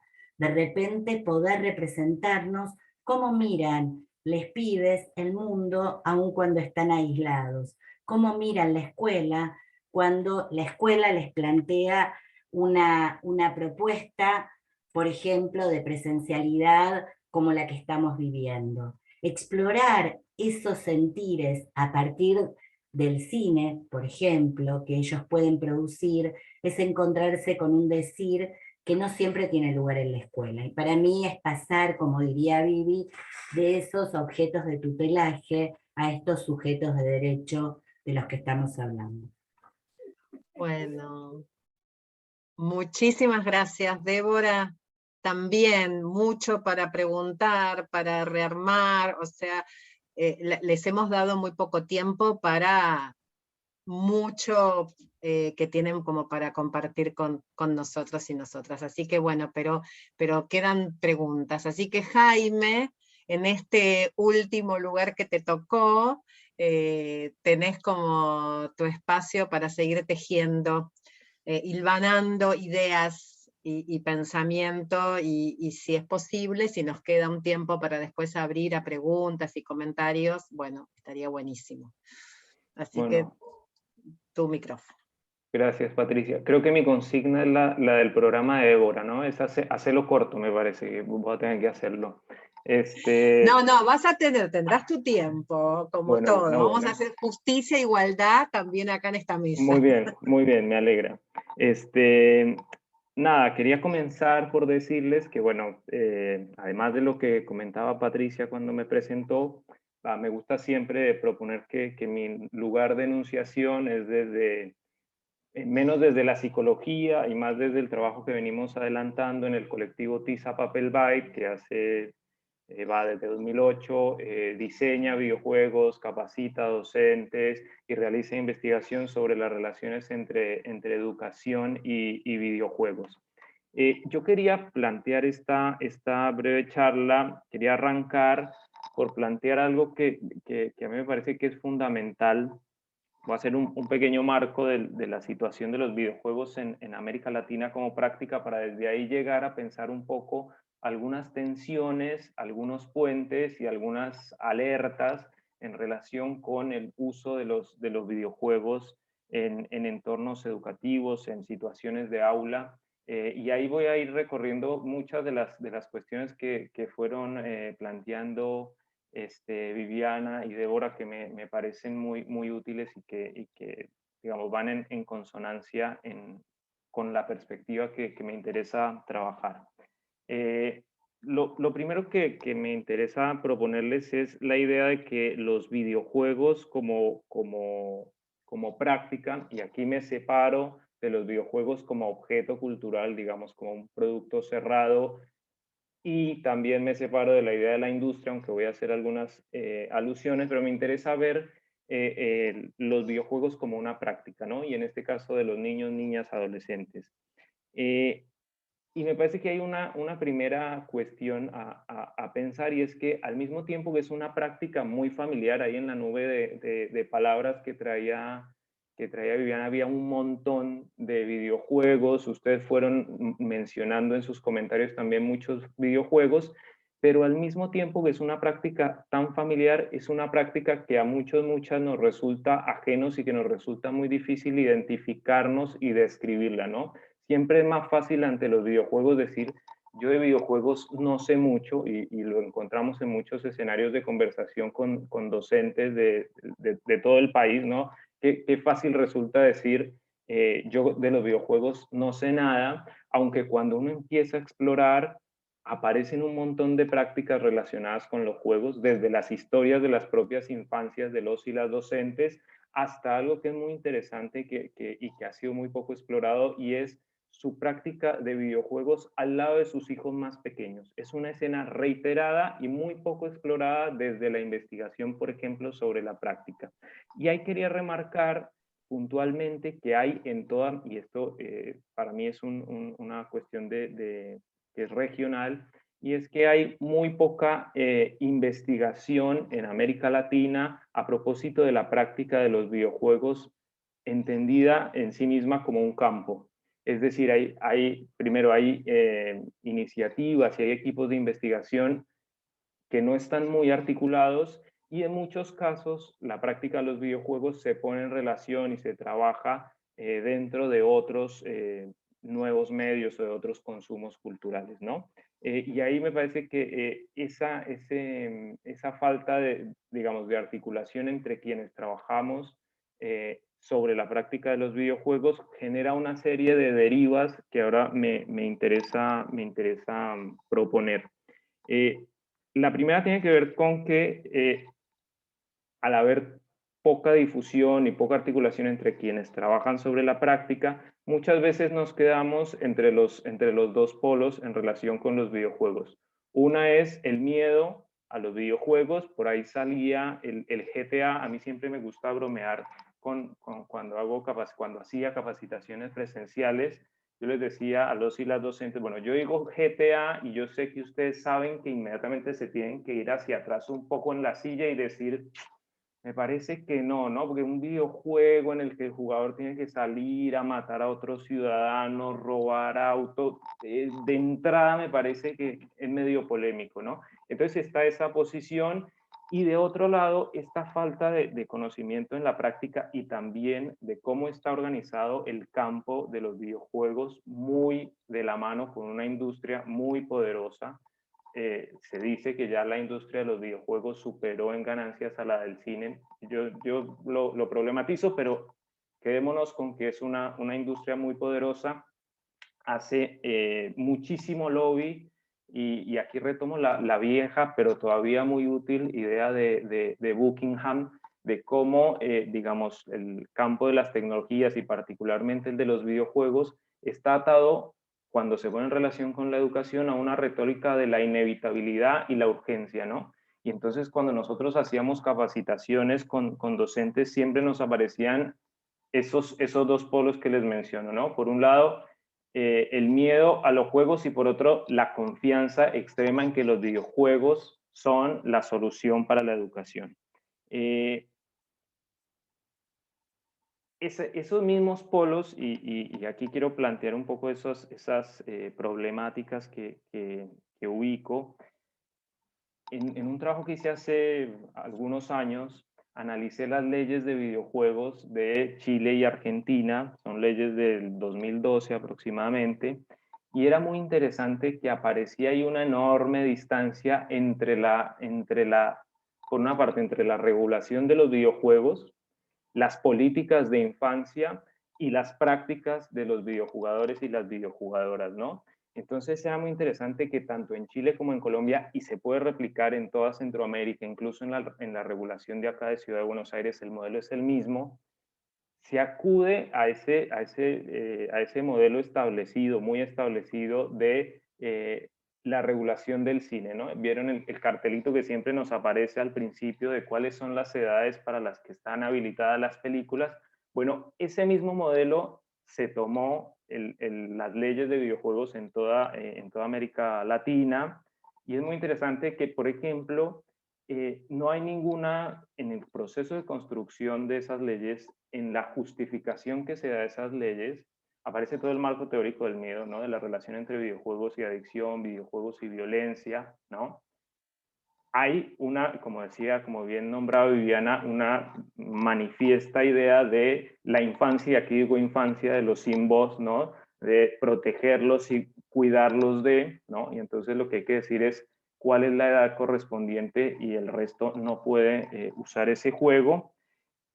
Y es muy interesante que tanto en Chile como en Colombia, en la otra rama, hay políticas de infancia que regionalmente han sido muy valoradas. Entonces está, por ejemplo, de 0 a siempre en Colombia, una política de primera infancia donde el juego tiene un lugar preponderante. Hubo todo un programa de ludotecas muy interesante que va por otro canal completamente diferente. Igual sucede en Chile Crece Contigo, que es la política de infancia de Chile de hace algunos años.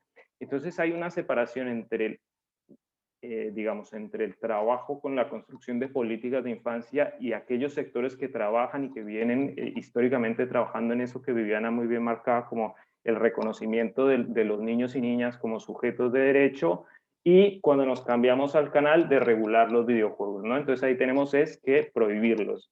Y lo interesante es que si bien tanto en las leyes de Chile como en las de Colombia, quienes proponían esas leyes eran los partidos de derecha, esas leyes no tenían en los debates y en las discusiones, no había ninguna crítica, no había un contrapunto, es decir, digamos, los sectores menos de derecha aprobaban y consentían y acordaban tanto en los principios que sostenían esas leyes como en las determinaciones, ¿no?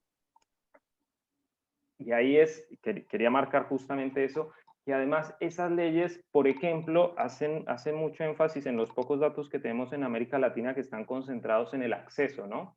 Entonces, en cómo se accede a los videojuegos, cuáles son las edades de quienes acceden, y por ejemplo, se concentraban mucho en regular si el cartelito de la edad aparecía en la caja del videojuego, en la primera pantalla, ¿no?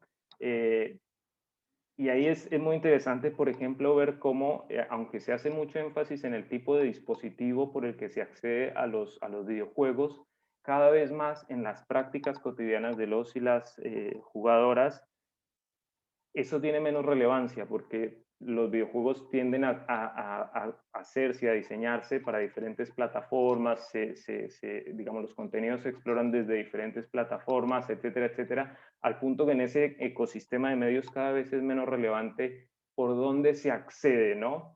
Aunque, y aquí es importantísimo abrir un enorme paréntesis que habilitó la pandemia, y es que el acceso, la diferencia entre acceder desde un celular y una computadora, por ejemplo, a los espacios de educación, tiene una diferencia relevante. Pero dejo ese paréntesis ahí nomás.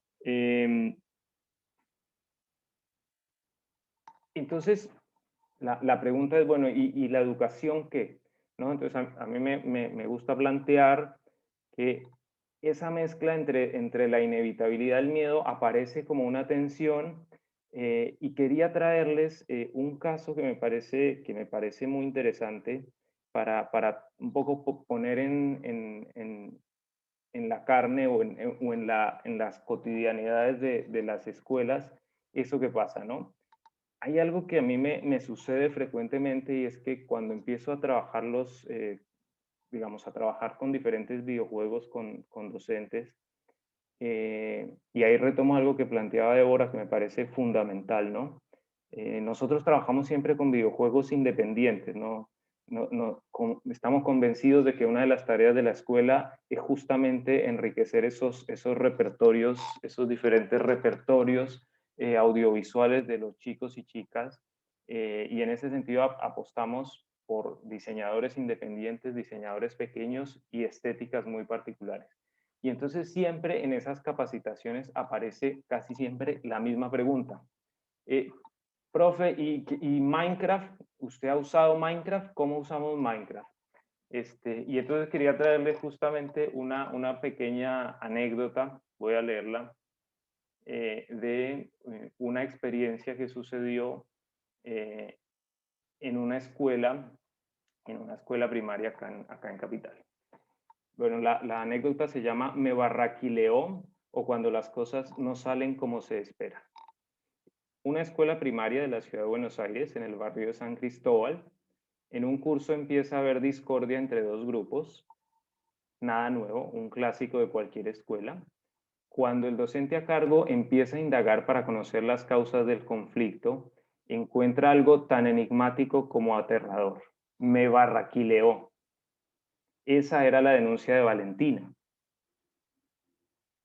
Hubo algunas amenazas entre los bandos en disputa y mucho disgusto, pero en definitiva, dos grupos de una división no se hablaban. Pasaron unas cuantas charlas en la sala de profes de esa escuela en las que, confusos, los y las docentes trataban de establecer la razón del conflicto. Valentina insistía, me barraquileó. Avanzaron unos pasos más. El conflicto tenía que ver con una sesión de juego de Minecraft que un maestro habilitó en una hora libre que tuvieran los estudiantes. Pero ¿cómo es posible? Minecraft, ahora marca registrada de Microsoft, es uno de los juegos más populares entre niños y niñas. Se caracteriza porque no hay disparos, no hay chicos malos que roban autos como en el GTA, ni tampoco militares asesinando a terroristas como en el Counter-Strike. Minecraft es una enorme caja de arena para experimentar, crear, aprender a programar. Una caja de arena prácticamente sin límites. ¿Cómo es posible? ¿Era algo del Minecraft? Está bien, ¿pero qué? Pasaron muchas conversaciones hasta que por fin el enigmático barraquileó que escuchaba el docente a cargo se develó como un barra kill, de matar, kill en inglés. Es un comando que utilizó en contra de Valentina, quien hacía de host o anfitrión de la sesión de juego. Ese comando mata, de allí el kill, expulsa a Valentina de la sesión de juego. El enojo de Valentina era porque no le parecía justo lo que había hecho el anfitrión. Luego de develar el misterio y darle la forma a ese barra kill, el docente decidió hacer un consejo de aula en el que hablaran todos sobre el conflicto. Dada la imposibilidad de llegar a un acuerdo en la primera reunión, se decidió prohibir el uso de Minecraft en esa división hasta que el conflicto se resuelva en posteriores reuniones del consejo de aula. A la fecha, resultó imposible rastrear si el conflicto se había logrado resolver finalmente o si Minecraft había sido barraquileado de esa división. Bueno, voy a saltarme el protocolo un segundo, Patricia. ¿Alguien se anima a opinar sobre la anécdota? No, está dentro del protocolo, ¿eh? La transgresión siempre está dentro. Puede ser por el chat o puede ser como quieran. Si ¿Cuál es tu pregunta? Volvé a repetir la pregunta. ¿Qué opinan de la anécdota?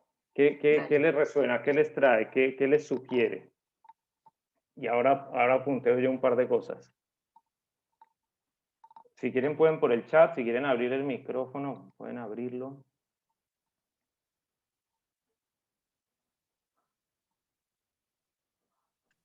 Si no hay, sí. Acá.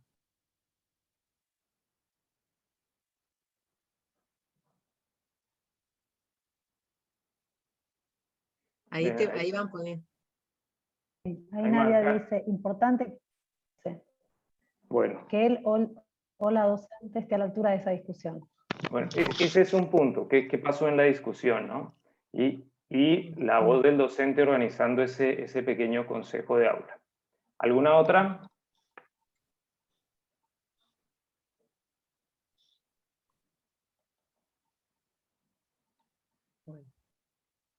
Bueno, sigo.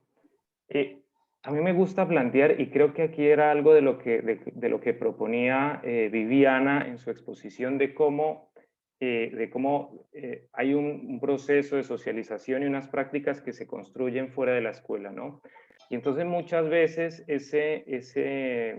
esa retórica de la inevitabilidad y de la urgencia de incorporar las tecnologías, muchas veces nos invita y nos propone que son infalibles, ¿no? Y que aquello que pasa fuera de la escuela es automático y sucede de manera automática dentro de la escuela, ¿no?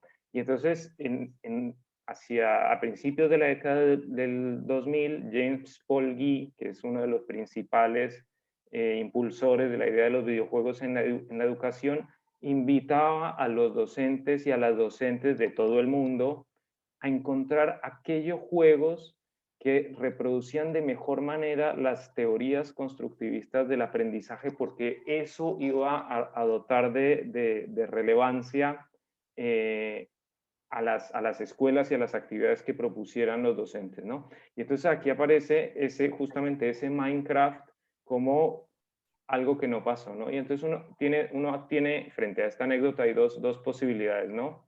Digamos, la optimista, que sería plantear justamente que si se hubieran hecho las cosas bien, quizás hubiera salido mejor, ¿no?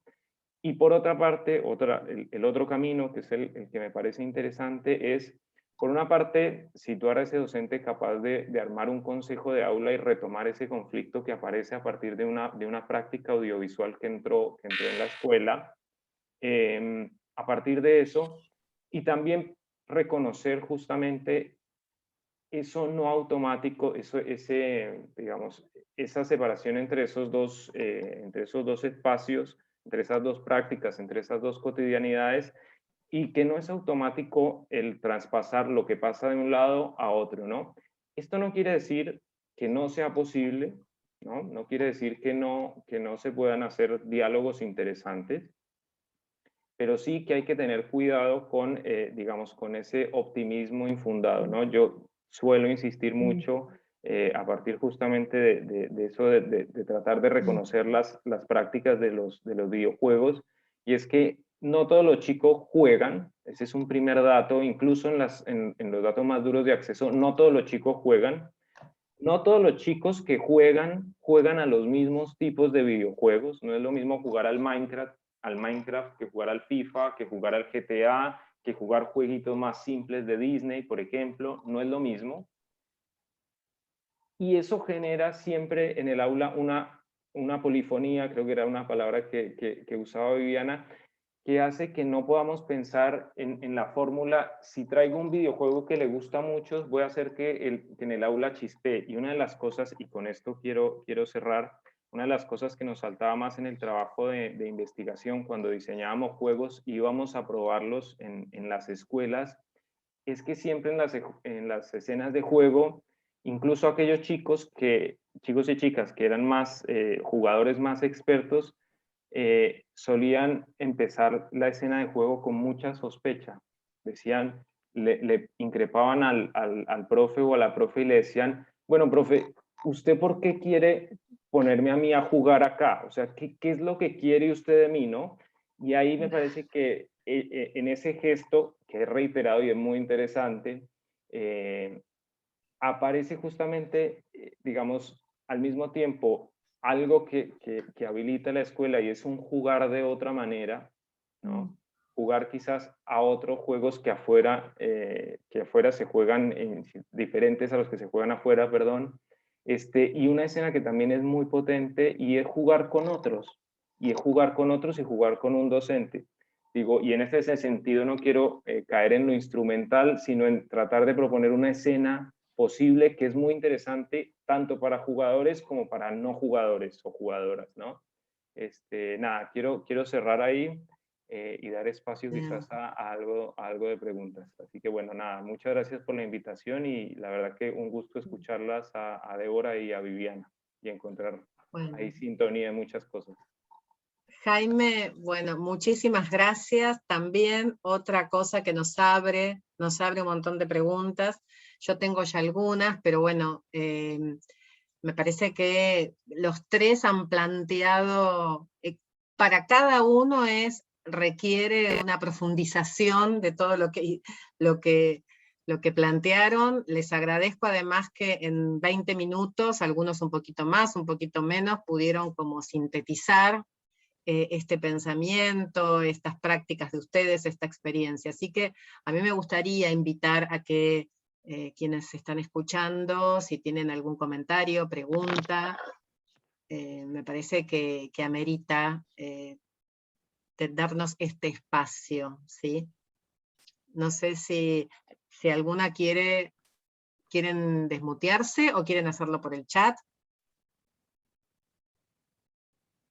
Es un lujo tener a estos especialistas, así que aprovechen, aprovechenlos. Yo tiro una primera, si no hay, y después, sí, Jaime, una pregunta que me venía, no sé, se me ocurría en esto que ibas contando, yo digo, ¿hasta qué punto los docentes a veces quieren conocer estos juegos, ¿no? Desde un lugar de control? ¿Cómo se juega, ¿no? Para controlar? Hay una idea de reconocimiento de los sujetos, de conocer sus consumos, sus saberes, ¿no? Pero ¿cómo es esta tensión entre conocer para ampliar, para también conocer como docentes, o conocer para controlar, para delimitar, ¿no? Para, en todo caso, para normativizar, digamos? Y me parece que Vivi, vos también en lo que traes, me gustaría ver ese lugar, ¿no? Cuando el conocimiento, el reconocimiento y el conocer esa práctica que está por fuera de la escuela, cómo hacer para que no se convierta en un lugar, ¿no? de escolarizado, de control, y por otro lado también pensaba en la intimidad, cómo juega o cómo, qué provoca en algo que uno dice, bueno, estamos jugando, no estamos en la escuela, y en todo caso esta discusión ocurrió en la escuela, no. Bueno, esta cuestión, me gustaría como a ver qué piensan, ¿sí? Lo dejo así se van animando otras y otros a preguntar. Si Bueno. me dejan, arranco yo diciéndole a Jaime que me encantó el ejemplo, que me parece muy ilustrativo, sobre todo un poco enganchando con lo que venía diciendo, que no llegué a profundizar, que tiene que ver con esta situación en algún punto de desconocimiento y en algún punto de desventaja que podemos llegar a tener del conocimiento de estos universos, y como decía Jaime también, del nivel de, porque de verdad es expertise, o sea, dentro de lo que les comentaba hay una cuestión, y con los videojuegos se nota claramente, que es toda una planificación estratégica del jugador, de cómo va a ser cada vez mejor, o sea, y eso se lo proponen los pibes, o sea, hay pibes que saben mucho de algo y que si uno quiere proponer una escena puede haber mucha desigualdad, ¿no? A mí lo que me parece es que la escuela, más allá, nosotros estamos acostumbrados a pensar la escuela en su formato tradicional, y creo que hay que empezar a animarse a proponer, y por eso yo valoro muchísimo este espacio, porque hay que animarse a poder pensar la escuela de otra manera, una organización de otra manera, donde pueda haber más espacio para laburar, no sé, digo, otros formatos, incluso que uno pueda convenir, ateneos, talleres, jornadas de juegos, donde pueden aparecer estas otras cosas, donde no necesariamente haya esta mirada de vigilancia o de tutela permanente sobre algo, sino que sea como un espacio.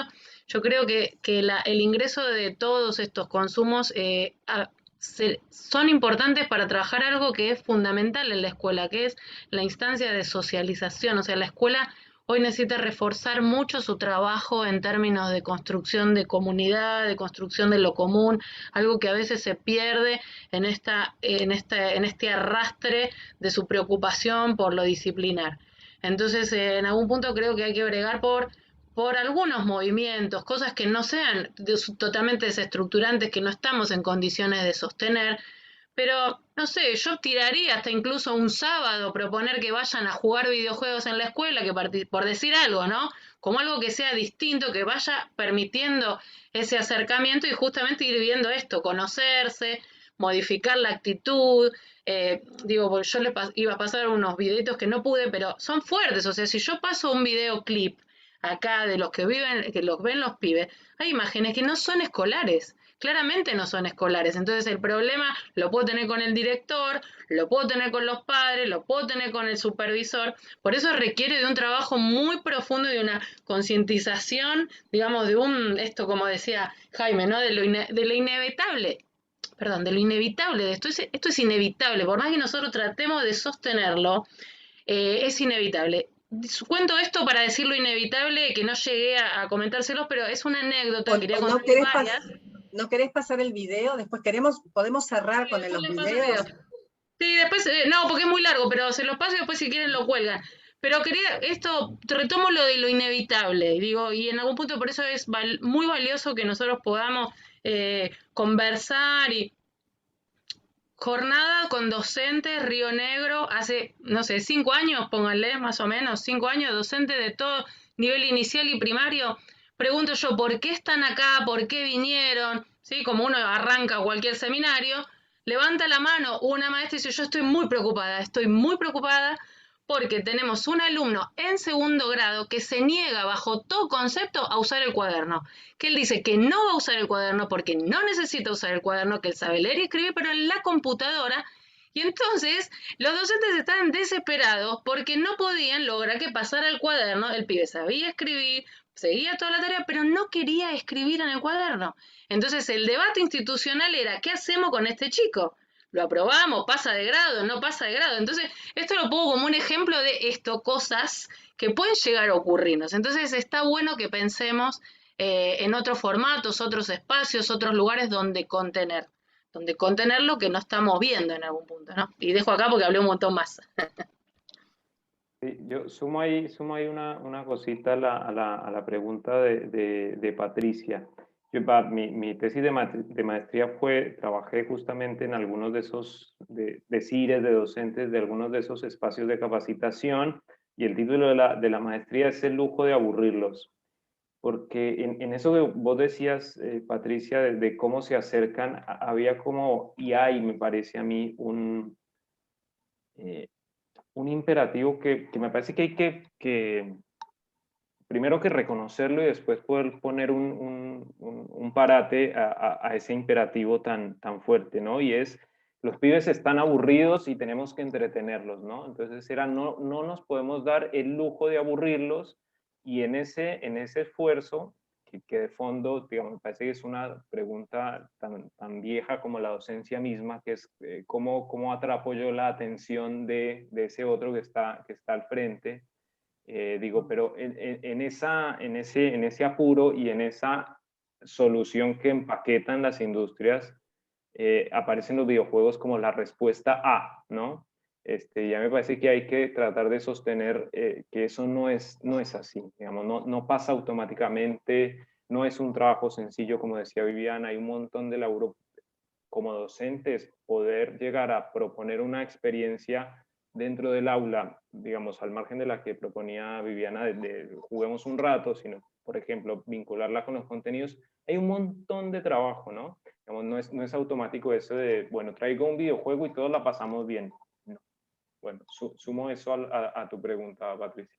Claro, que un poco es ese punto entre el derecho a conocer también del docente aquellas prácticas, ¿no? Y consumos, y lo estoy poniendo como provocación, ¿no? El derecho a conocer, pero el derecho hasta dónde me comprometo con ese juego o con los efectos que esos juegos producen. Pensando en la escena que vos traías, ¿no, Jaime? Y me parece que también hay un poco lo que Débora, seguramente que no terminó de hacer su exposición, pero en estas cuestiones cuando uno dice el cine de chicos, el cine para chicos, el cine hecho por chicos, ¿no? Cómo se respetan esos temas cuando los pibes, las pibas dicen queremos hablar de esto, cuánto la escuela, ¿no?, se compromete digamos, a respetar esa palabra o esa propuesta o no, o cuánto la escuela redirecciona y dice, bueno, ahora hay que armar una película en torno a tal. No, me parece que ustedes, los tres, vienen trayendo, me parece que esto del lío, no sé si pero ese lío que produce también esa tensión, ¿no? Porque la escuela, como dice Vivi, con este formato, por el momento tenemos este formato, por supuesto que se van haciendo, ¿no?, experiencias para ir como alterándolo, modificándolo, pero también, ¿no?, tiene esa tensión entre cuánta voz se le da, cuánto permiso, cuánto abrimos a los videojuegos, a cualquier videojuego, o hay que controlar qué videojuegos se permiten y qué no, ¿no? Y cuánto también me tengo que meter en lo que ocurre, en el efecto que ocurre cuando se produce cine, cuando se juega. Bueno, nada, me parece que esto sigue siendo para otra mesa, o para la mesa 2, ¿no? Pero bueno, no sé si Débora querés... Sí, yo justamente iba en esa misma línea, y algo de lo imprevisible. O sea, cuando algo del mundo contemporáneo entra, irrumpe, y hay algo imprevisible ahí, incalculable, incontrolable. En ese punto eso es propio de los humanos, de cualquier relación humana. Hay En todo algo... caso, Débora, ¿cómo los docentes nos preparamos, o cómo en todo caso el docente está abierto a eso, ¿no? Para esto que vos estás diciendo. La ilusión del control es en todo caso la ilusión, yo diría, más acabada en las máquinas contemporáneas de los algoritmos. O sea, no hay mayor sustanciación de ese control que mucho más allá de la modernidad en las máquinas que hoy nos controlan todo el tiempo. Me parece que en la escuela todavía, y en ese sentido para mí es muy importante que nada de lo que decimos, por lo menos en mi caso, suene una impugnación de la escuela, de lo que allí se hace y de lo que se aloja. Digo porque me parece que en la escuela todavía tenemos el gran lujo de transitar aburrimientos, justamente porque no estamos todo el tiempo siendo interpelados por el espectáculo, y podemos ser parte de lo inútil, de lo desechable. Entonces, eso para mí tiene que ver con poder, de a momentos, habitar también este lío, no siempre buscar esa idea de controlar, de disciplinar. Pero aún ahí hay orden para hacer. Siempre la escuela tiene que ver con ciertos órdenes que vamos introduciendo, porque hay un mundo, por suerte hay un encuentro generacional que no es sencillo. A mí me parecía muy interesante que Viviana traía la categoría generación, que es una categoría conceptual que en el último tiempo estuvo mucho en debate, y hoy volvemos a pensar en generaciones. Y me parece que este mundo contemporáneo es un mundo de los mismos con los mismos. Vamos los viejos con los viejos, las chicas con las chicas, los nenes los ponemos en el pelotero. O sea, es un mundo que no hay mucho encuentro con lo diverso y con lo intergeneracional. La escuela es una caja increíble de encuentro entre adultos y niñas, porque tenemos que estar ahí. Y en ese punto, esos órdenes, esas sorpresas que nos aparecen con el Minecraft, que bueno, que de repente, como era el Brad Kill, ¿no? La barra kill. La barra. Parece que ahí el punto que yo escuchaba en eso es la falta a veces de diálogo y de pregunta verdadera, porque no está mal que los adultos no sepamos todo lo que los pibes hacen, al contrario, está buenísimo. Y que yo le pueda preguntar a un pibe, pero ¿qué es eso de TikTok? ¿Qué es eso? Está buenísimo. Siempre y cuando yo también me autorice a traer una mirada, que es una mirada diferente, no una mirada que espeja la mirada infantil, y pueda animarme a pasar mis propios consumos. Porque a mí me encantó Amarcord, que no es una película que para los pibes quizás tenga el tiempo cinematográfico de ellos, pero está buenísimo que yo se los muestre. Cuando ellos me muestran las suyas, yo también les muestro las mías, y ahí es donde se produce un encuentro de un lío interesante a habitar en la escuela. Claro, tal vez, bueno, en esto tenemos que ir cerrando, tal vez en esto es, ¿no? No es que tengo que abarcar el conocimiento absoluto del otro, ¿sí? O de los otros, o de las otras, de los niños, ¿no? Porque eso también hace a que no haya ninguna posibilidad de encuentro, ¿eh? Porque ahí me parece que es como tengo que saberlo todo, porque tengo que de alguna manera en ese estado de vigilancia. Otra cosa es, bueno, quiero saberlo porque en esto que decía Vivi, porque quiero reconocer a ese sujeto de derecho, porque quiero dialogar, porque quiero encontrarme. Y tal vez acá me quedaba pensando, bueno, todo el trabajo que también hay que hacer como docentes, como formadores, ¿no? Como investigadores, para estar como abierto a eso. Y también estar abierto a decir, no lo sé, no sé, enséñame, ¿no? Tal vez atravesando el miedo, ¿no? Que Jaime traía como la idea de miedo. Tal vez no sé si no es miedo porque no lo conozco, y hasta dónde admito que como adulto no conozco lo que sabe el niño o la niña. Entonces, bueno, me parece que ahí creo que quedaron, no sé, quedan como muchas cuestiones para pensar. Están pidiendo los videos, no sé, Vane, si querés leer un poquito para también las felicitaciones de haber hecho esta mesa, de que sigan, ¿no? Que me parece que eso también, ya que no quieren abrir el micrófono, por lo menos las y los leemos. Sí, bueno, voy leyendo, pero también algo que me gustó mucho y que me pareció muy interesante para retomar es la cuestión de pensar la convivencia en la escuela, ¿no? Y pensar quizás estos atrasamientos a través de la convivencia y la participación de los niños y las niñas como un objeto sobre el que la escuela todavía tiene que seguir trabajando, ¿no? Entonces me parece que en estos lugares donde se nos hace difícil a los docentes intervenir quizás desde la lógica más clásica, el tema de la convivencia nos puede abrir una puerta que está bueno para tomar. Y bueno, leo así algunas cuestiones. Muchas gracias por el espacio, excelente todo, excelente charla, muy agradecida de haber participado. Me encantaría poder visualizar el video que propone la doctora Minci.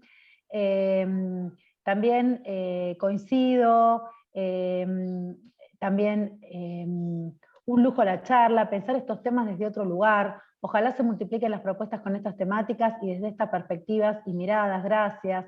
¿Dónde encontrar videos de juegos independientes, que señalaste, Jaime, para los alumnos de primaria? También, con eso cierran. Y bueno, y Vivi me dice gracias por intentar pasar el PPT, que bueno, todos nos encontramos con el mismo problema. Siempre nos juegan alguna de estas pasadas. Yo creo que nosotros vamos a un tiempo y siempre estas herramientas van a otro, y el tiempo de los videojuegos también es otro tiempo, es otro tema para analizar, que por eso también es tan complejo en la escuela. Así que bueno... Vivi, ¿podés pasarnos el link de los videos para que la gente, si quiere... Sí, yo después les paso o el video o el link del canal de YouTube o está en el sitio de la Facu, así que después les paso, porque ahora no lo tengo acá, no lo puedo, Bueno. no quiero tocar nada que se me destartala todo. Perfecto. Después se les paso para que lo suban. Bueno, entonces vamos a cerrar. Les agradezco a la mesa, a todas, a todos. Vanessa, gracias por esta última, que teníamos miedo que se nos corte. Ayer se cortó la luz en una de las mesas. Bueno, a Débora, a Jaime y a Vivi, súper agradecimiento. Nos estaremos seguramente viendo, bueno, nos vemos porque con varios trabajamos, pero nos vamos a ver para ver si podemos armar otras de estas buenas mesas de pensamiento colectivo, y al resto las y les seguimos invitando para esta semana. Mañana tendremos a Mirta Torres y a Julie, que es la directora de Chaco, o sea, directoras del nivel primario.